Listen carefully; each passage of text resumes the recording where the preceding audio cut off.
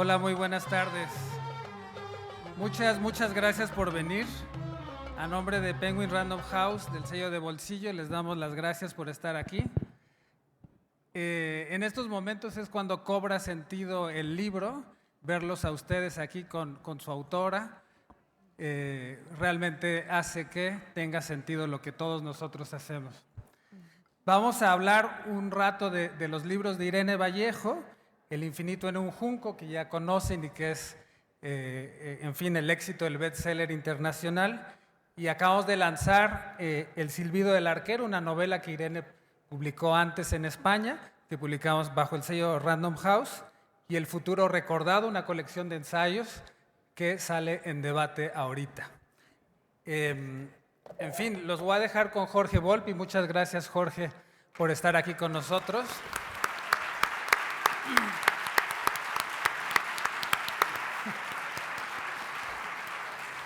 Y nada, la gira mexicana de Irene Vallejo, que empezó en marzo de este año, está concluyendo aquí. Se fue un rato, pero regresó, es como si hubiera seguido aquí. Y qué mejor lugar que la Feria de Guadalajara para celebrar con broche de oro esto. Adelante, Jorge. Muchísimas gracias, Andrés. Muy buenas tardes a todos, a todas, a todes. Realmente para mí es un honor, un privilegio. Estoy realmente encantado de poder estar aquí presentando y conversando con Irene Vallejo. Irene y yo nos conocimos en el mejor lugar posible, conociendo a Irene, que es en Grecia, y paseamos juntos por el Partenón, que es uno de los lugares que evidentemente para ella mantienen también una carga emocional quizá única. Y eso nos trae desde esos paseos en Grecia hasta acá. Irene, pues ya casi no necesita ninguna presentación. Lo que ha ocurrido con El infinito en un junco, uno de los libros, uno de los ensayos más lúcidos y más hermosos que se han publicado en los últimos años en español y que está teniendo un merecidísimo éxito global, es también inaudito. Tan inaudito quizás como esta feria o tan inaudito quizás como este auditorio en el que están todas, todos ustedes. Precisamente que el amor a los libros, que la pasión por los libros, por la lectura, puedan haber llevado a Irene a estudiar letras clásicas y que desde las letras clásicas haya decidido constantemente traernos ese pasado brillantísimo, sobre todo greco-latino, hasta el presente.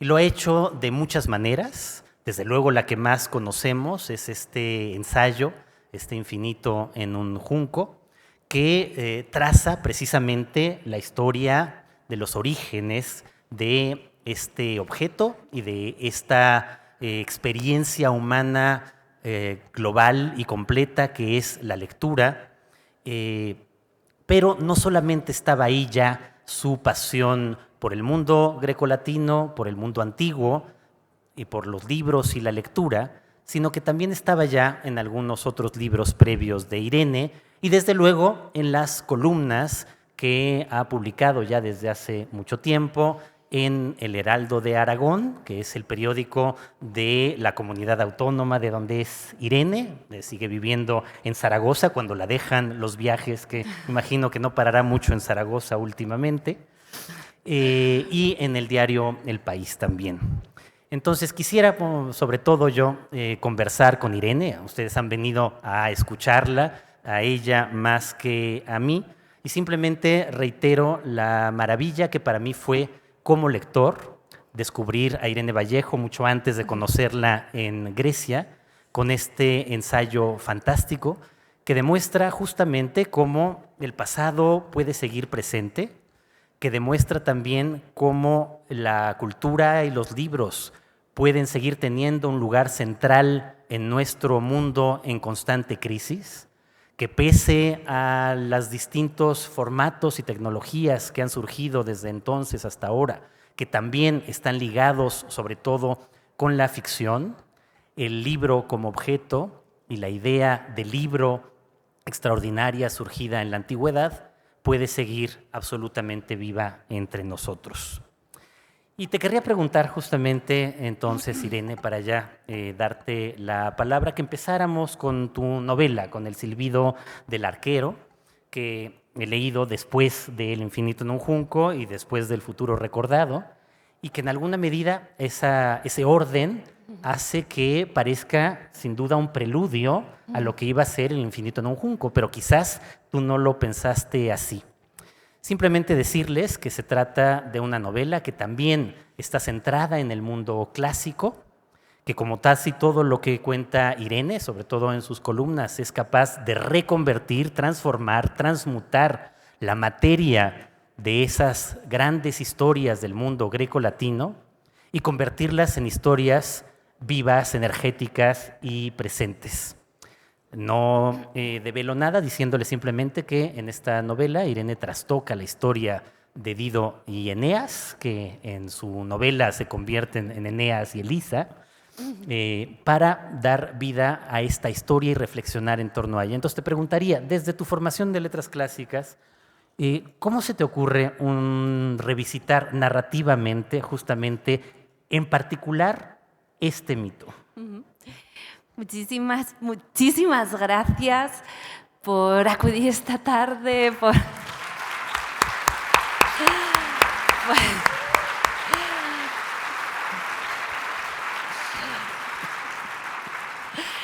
Es que realmente la vista desde aquí, de todas las filas, de todos sus rostros, es tan conmovedora y tan emocionante que momentáneamente corta las palabras, lo cual es un inconveniente profesional, pero es porque brota y porque se desborda la emoción. Es fantástico ver que en una feria milagrosa como esta, donde se celebran tantos eventos simultáneos, esta sala puede estar llena de rebosar y puedo sentir estas vibraciones de calor, de entrega y de entusiasmo de quienes yo he bautizado cariñosamente como la tribu del junco, porque creo que formamos una comunidad alrededor del amor por el libro y por las palabras, y eso nos hace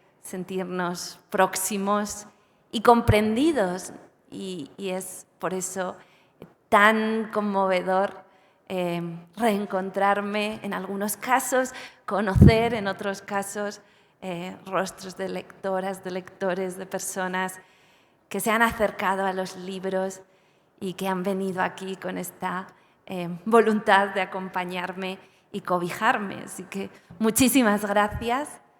Gracias también al equipo de Random House por hacer posible la publicación del infinito en un junco y ahora de estos dos nuevos libros que son anteriores pero que consiguen una nueva oportunidad y una nueva vida gracias al infinito y gracias a la confianza de mis editores. Muchísimas gracias. Y gracias a Jorge por querer acompañarme. Es cierto que nos conocimos entre templos y mármoles, ¿no? En el lugar más adecuado para conocer a un clásico contemporáneo, un autor al que tanto he leído y al que tanto admiraba.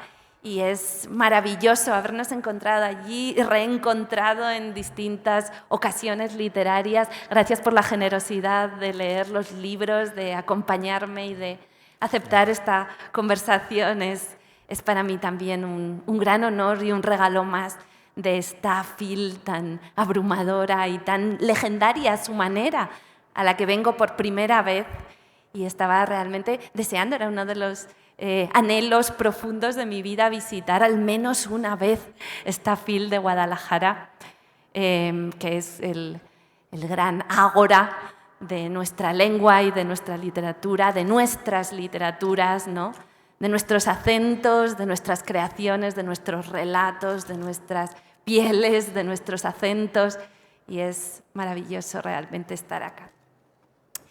Y dicho esto, El silbido del arquero es una novela que nació cuando yo acababa de iniciarme en el periodismo, en el Heraldo de Aragón, un periódico local, que que había sido para mí la puerta abierta para empezar a publicar cuando todavía no había podido encontrar editorial para ningún libro. Y allí es donde en buena medida me forjé con ese ejercicio cotidiano de la publicación y también con ese reto que siempre significa el tener las palabras y los caracteres contados, ¿no? Y eso te obliga constantemente a reorganizar los textos para que quepan en ese huequito que te dedican en las páginas.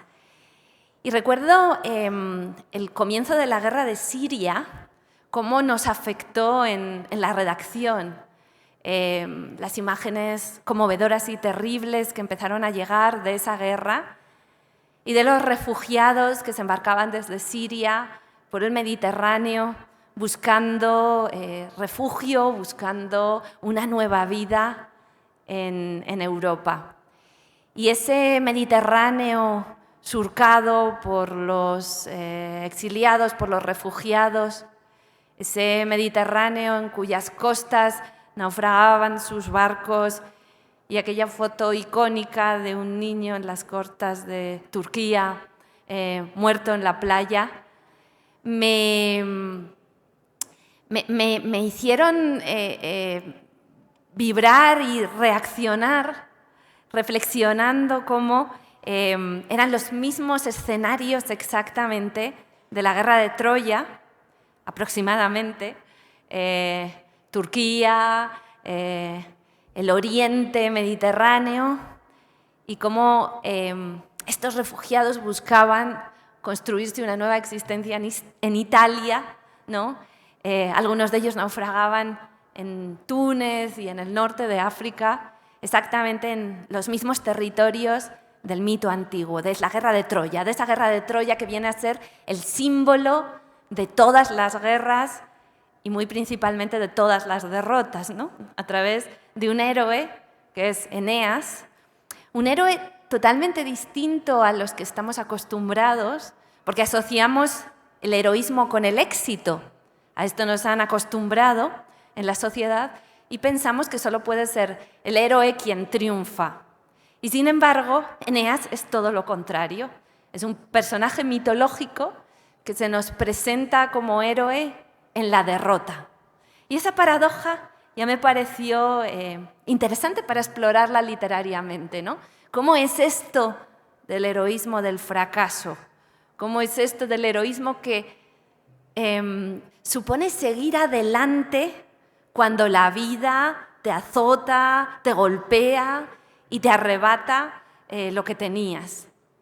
Era también el momento de los grandes coletazos de la crisis económica y todo eso formó, digamos que cuajó en mi mente y me llevó a rescatar ese personaje y de alguna manera explorar el gran tema de la emigración, que es una de las cuestiones básicas, candentes y palpitantes del mundo contemporáneo, como lo fue también en el mundo antiguo, y recuperar, explorar, acompañar, diseccionar a este héroe, que es un héroe fracasado, un héroe que huye, un héroe que no vence y un héroe que está intentando salvar a los suyos. Me pareció una imagen muy bella esa de su huida de Troya, la huida de Eneas, que iconográficamente aparece en esculturas y en cuadros, con su padre a los hombros, porque su padre era tan anciano que no podía huir de su pie y se lo echó a los hombros, y su hijo de la mano. Es decir, es un hombre cuidador, es un héroe, ¿no?, que está entre estas dos generaciones, entre los cuidados al padre, que es anciano, y los cuidados del hijo, que es un niño, ¿no?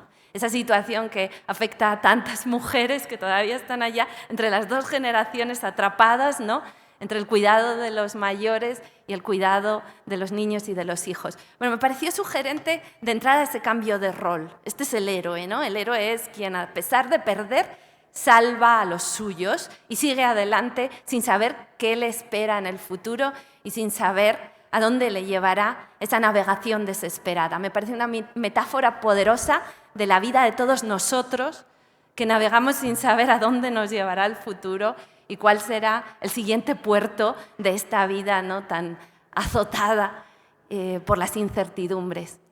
Por eso ese héroe me parecía tan contemporáneo.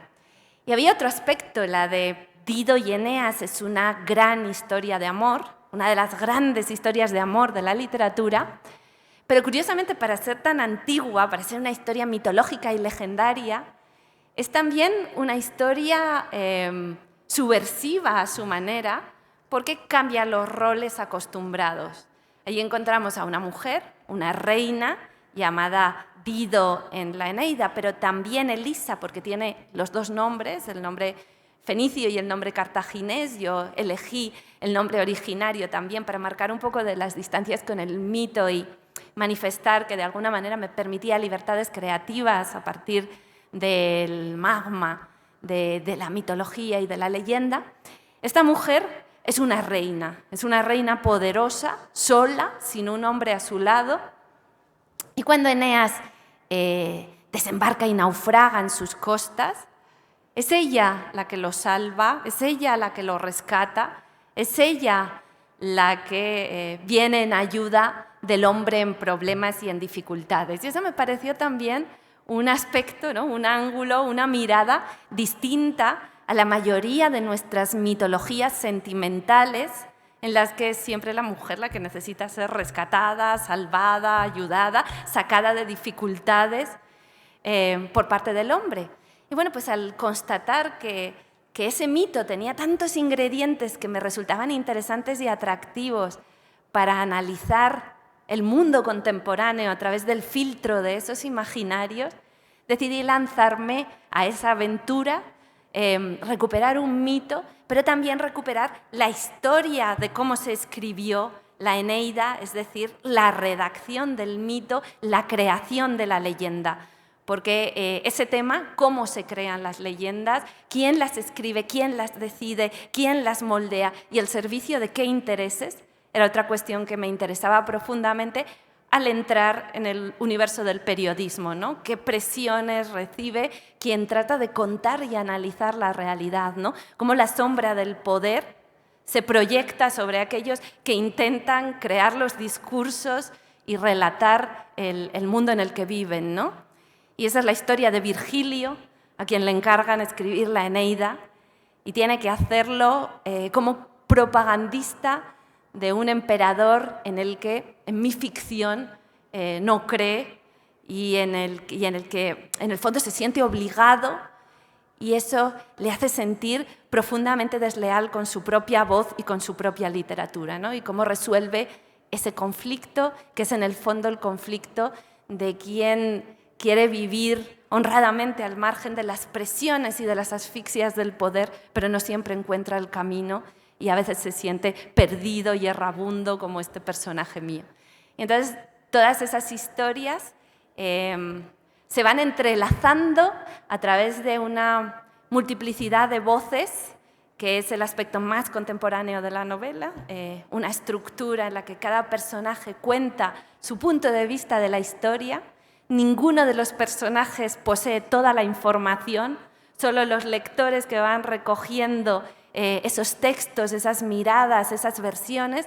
A veces de los mismos acontecimientos se cuentan los relatos desde dos puntos de vista para constatar de qué manera tan diversa vivimos los mismos hechos. Cuando en una conversación pides a una pareja o a unos hermanos que hablen de sus experiencias compartidas, ¿cuántas veces encuentras que parecen estar contando relatos distintos y haber vivido familias diferentes, viajes totalmente contrarios y parecería que no vinieran de la misma realidad y del mismo sustrato? Pues eso es lo que trata de explorar también la novela, el multiperspectivismo, las formas diferentes en que entendemos e interpretamos la realidad y cómo estamos constantemente proyectando hacia los demás nuestras angustias, nuestros miedos, nuestras búsquedas, y muchas veces nos equivocamos totalmente y la forma de actuar y los objetivos de las otras personas son tan distintos de los que imaginamos, y esto va creando una serie de malentendidos pequeños al principio, pero que pueden ir agrietando la convivencia y las relaciones hasta abrir peligrosas zanjas en lo que podría haber sido una gran historia, ¿no? Un prometedor comienzo, una relación duradera, pero que va, ¿no? Separándose por el peso de esos malentendidos, de esas proyecciones, de esos errores, de esas conversaciones que no se tuvieron y de esas experiencias que no se compartieron. Y bueno, pues un poco estos eran los motivos por los que me sentía atraída por esta historia y la razón por la que quise contarla, un relato de aventuras, de guerra, de migración, de incertidumbre, de búsqueda, de amor, de pasión, pero al mismo tiempo también un intento de reflejar a través de los imaginarios del pasado este mundo contemporáneo y palpitante en el que vivimos y que estamos constantemente intentando descifrar. Gracias.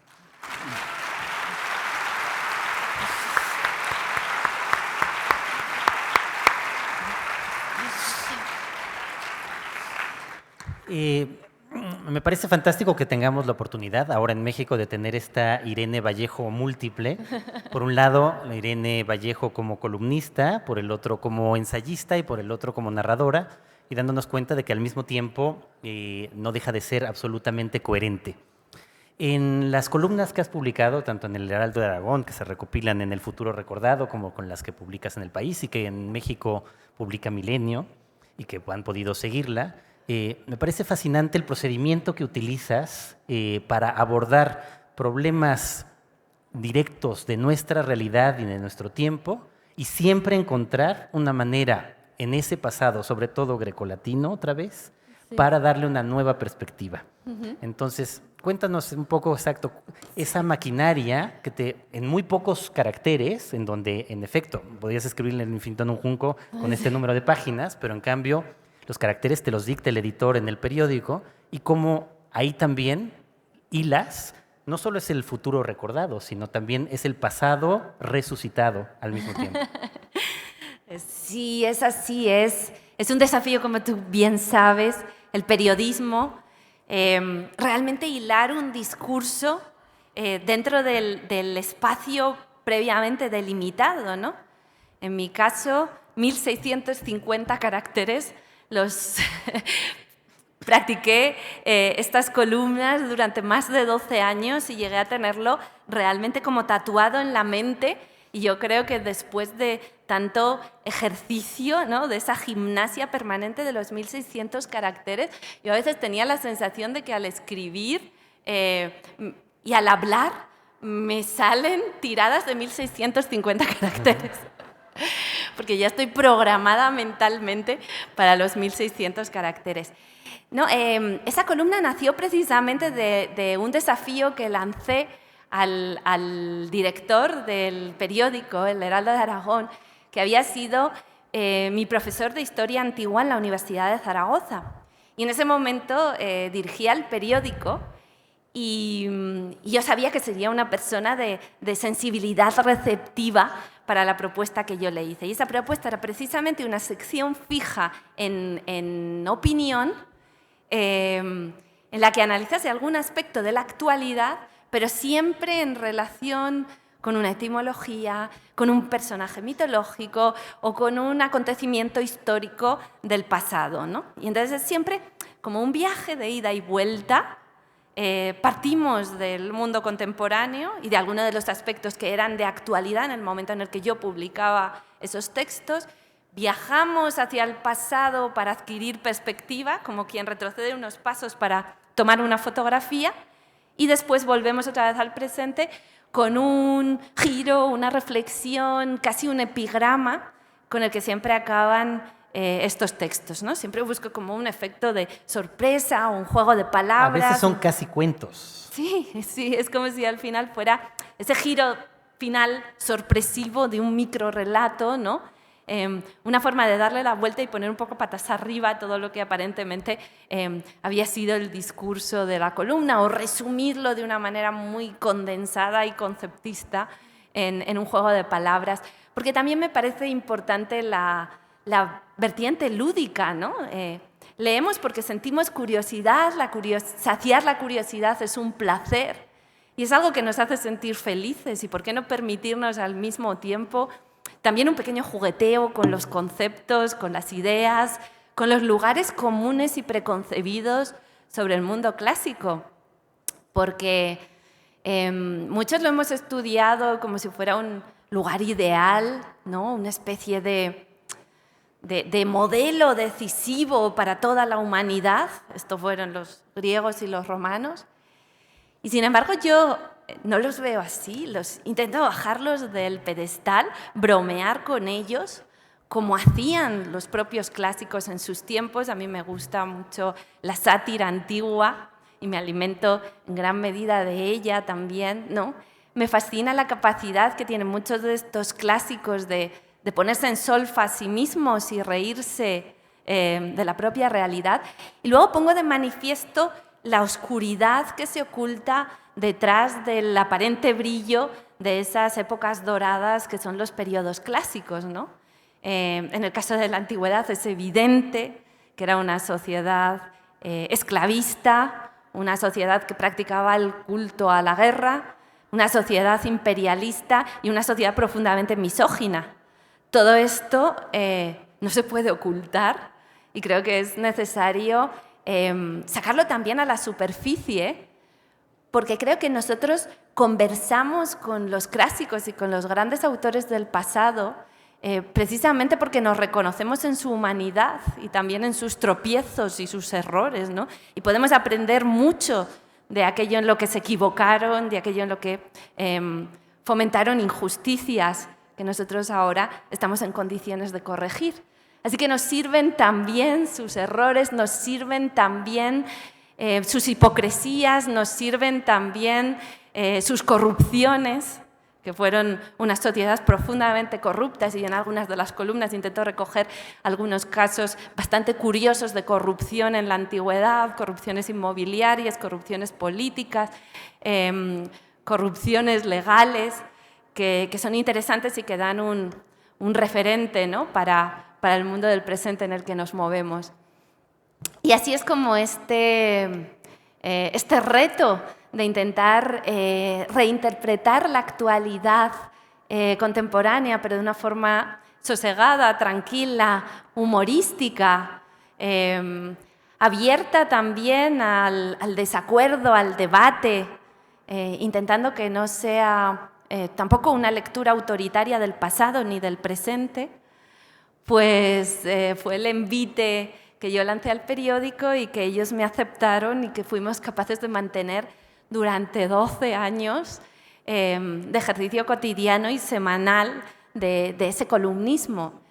Y es también una forma de reivindicar las humanidades, el valor del conocimiento de la historia, de la educación, que yo reivindico, por ejemplo, en una columna sobre maestros y ministros, en la que explico las etimologías de ambas palabras.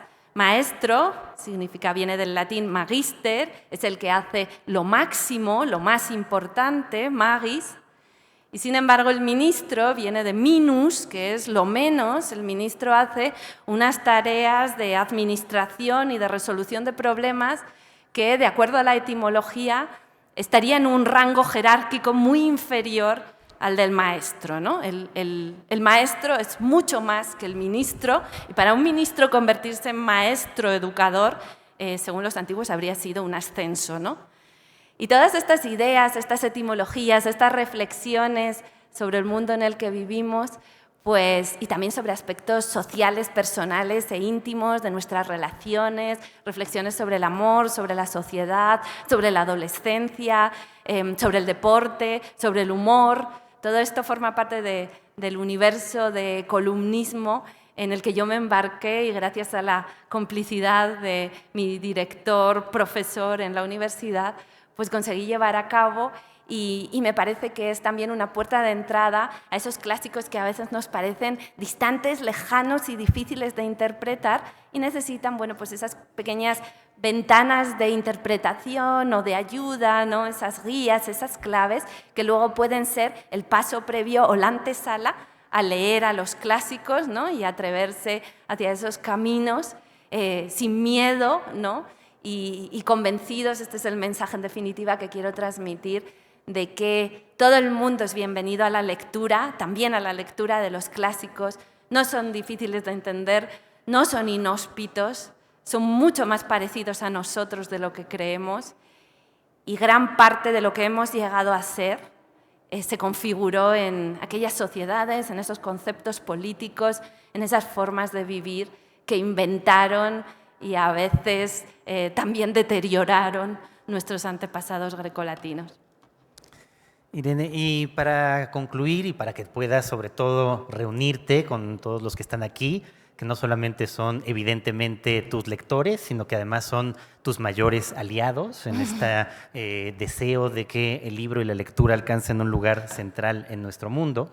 Te preguntaría solo para terminar, tu historia, la historia del Infinito en un Junco, es ya una historia fascinante, tan fascinante como las historias que tú sueles contar. Un libro sobre los orígenes de la lectura en el mundo antiguo. Cuando se lleva a una editorial, uno pensaría que es un libro que tendría unos pocos lectores especializados, que con suerte tendría una segunda o tercera edición y eso ya sería un gran éxito. Y sin embargo, ha sido este absoluto éxito global, que de lo que habla es que un libro sobre los libros, escrito únicamente, como lo has contado muchas veces, solo por tu amor a los libros, encuentra de pronto en este mundo devastado por el cambio climático, por la guerra, por la violencia, por la desigualdad, miles y miles de personas, de mentes, como las que están justamente aquí, son el mejor ejemplo, absolutamente apasionadas por ese mismo objeto y por esa misma experiencia maravillosa que es leer. Entonces, casi como si escribieras una columna de 1650 caracteres, ¿qué te diría a ti de tu propia experiencia con este libro, si lo vieras incluso también vinculado con algo en el pasado, de qué significa que en este mundo tanta gente esté fascinada con tu libro y qué significa que está fascinada con los libros? Así es, ha sido reconfortante encontrar esta acogida absolutamente inesperada para el libro. La verdad es que cuando yo lo escribí, llevaba ya muchas décadas escuchando discursos profundamente apocalípticos sobre los libros y sobre la cultura. Todo estaba al borde del precipicio, en el abismo, a punto de desaparecer. Nos extinguíamos los lectores, ya no iba a haber libros en papel, las pantallas iban a sustituir totalmente la lectura, nos íbamos a convertir en seres condicionados por las imágenes y ya no por las palabras. Y se nos decía constantemente que termina la novela, que es el fin de los géneros, el fin de la historia, el fin de tantas cosas, y entre ellas pues el certificado de defunción de los libros, de la lectura y muy especialmente de los lectores y las lectoras, que es algo que a mí me producía una profunda tristeza. Me sentía aislada, me sentía la última representante de esta extravagancia profunda que significa aislarse del mundo con un libro entre las manos y adentrarse en otra realidad y en otra temporalidad, ¿no? Nacida en la imaginación. Y de verdad creía que aquello se estaba terminando porque lo decían personas muy bien informadas y muy sabias y aparentemente conocedoras de la realidad. Pero mi perspectiva como estudiosa del libro era que el libro es un gran superviviente, que ha sido capaz de vencer obstáculos enormes, épocas de miseria, de analfabetismo, de saqueo, de desaparición de imperios, y frente a todos, y de grandes epidemias y pandemias también. Y frente a todo eso, el libro siempre sigue vivo, ¿no? Diríamos que al despertar, el libro siempre está ahí, ¿no? Como el dinosaurio, el libro siempre está ahí. Y entonces, bueno, pues casi con afán de subversión y de alzar una voz que llevara a la contraria a esta especie de coral unánime de apocalípticos del libro, pues decidí escribir El infinito en un junco, también en unas circunstancias personales muy duras, pero sin ninguna expectativa, y sintiendo que probablemente las personas que pensasen como yo serían un puñadito, una docena, a la que con suerte llegaría el libro. Y mis propios editores de Siruela en España, cuando recibieron el libro, lo quisieron publicar por convencimiento, pero ni siquiera tenían la expectativa de llegar a vender la primera edición. Y esto lo digo con agradecimiento, porque no aceptaron el libro porque creyeran que fuera a ser un éxito, sino simple y llanamente porque sintieron que representaba el papel y el discurso que esa editorial, la editorial Siruela, quería representar, de la que quería ser portavoz. Y entonces es cuando sucedió lo inesperado.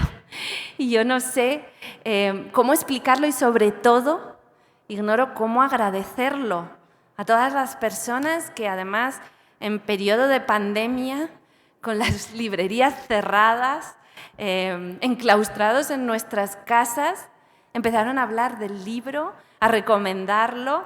No se conformaron con leerlo, sino que hicieron proselitismo. Y ese proselitismo lector es algo que también han hecho muchos de ustedes. Y es algo que les tengo que agradecer profundamente, porque no me conocían y no tenían ninguna razón personal para hacerlo, más allá quizá de compartir conmigo ese deseo de rebelión frente a esos discursos que nos aíslan, que nos fragmentan y que nos condenan a la desaparición, a todas las personas que seguimos creyendo en la palabra, en la literatura, ¿no?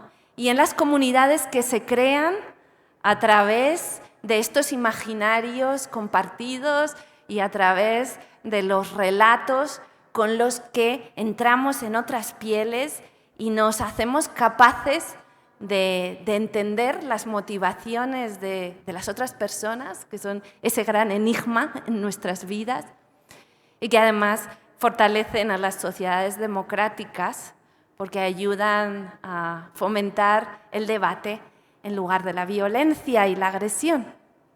Y bueno, creo que el infinito en un junco ha sido quizá el detonante para salir a la superficie, para salir del armario, todos los que estábamos quizá condenados, ¿no?, públicamente, y demostrar que todos estos herejes éramos muchísimos más de lo que se pensaba, muchísimos más de lo que nos decían, que no estamos solos, que somos una comunidad mundial y multitudinaria, y que compartimos algo que es valioso y que no estamos dispuestos a dejar morir. Ese es el motivo por el que los clásicos no se han perdido, no porque hayan sido lecturas obligatorias en las escuelas y en los institutos, sino porque muchísima gente ha amado determinados poemas, determinadas novelas, determinados ensayos, determinadas obras teatrales, lo suficiente como para protegerlas, copiarlas, esconderlas cuando eran perseguidas por los poderosos, compartirlas, regalarlas, multiplicarlas, acogerlas y abrazarlas. Y eso es lo que creo que está en juego, ¿no? El infinito en un junco es un libro que habla de una gesta milenaria, y esa gran historia no ha terminado todavía, sigue viva. Hay que seguir defendiendo esos logros y esas victorias. Quienes se dedican a la educación están siempre en la vanguardia, también bibliotecarios, bibliotecarias, libreros, promotores, mediadoras, todos esos grupos, y más allá de eso, los lectores, las lectoras, seguimos protagonizando esa gran aventura que no acabará nunca y que siempre estará en marcha, porque las palabras y los libros y los relatos y, en definitiva, los pactos, que, como ya decía esta mañana, comparten etimología con las páginas, página, paz y pactos, son palabras que vienen de la misma raíz etimológica en el latín. Pues esa paz, esos pactos y esas páginas hay que seguirlos defendiendo cada día, desde nuestras vidas cotidianas, desde nuestros oficios, desde nuestras familias, Y yo quería rendir un homenaje a esa tribu del junco que no se ha dejado doblegar y que sigue defendiendo lo valioso y siendo un motivo profundo para la esperanza, como es esta FIL de Guadalajara, como son todos ustedes, todas ustedes acá esta tarde. Y ese es el mensaje. Muchas gracias, Irene.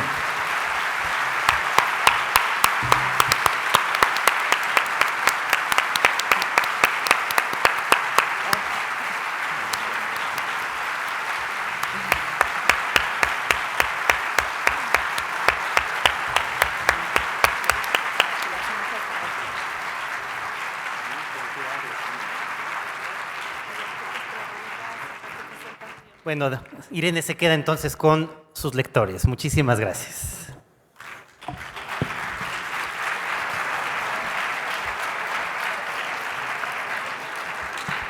Bueno, pues terminamos esta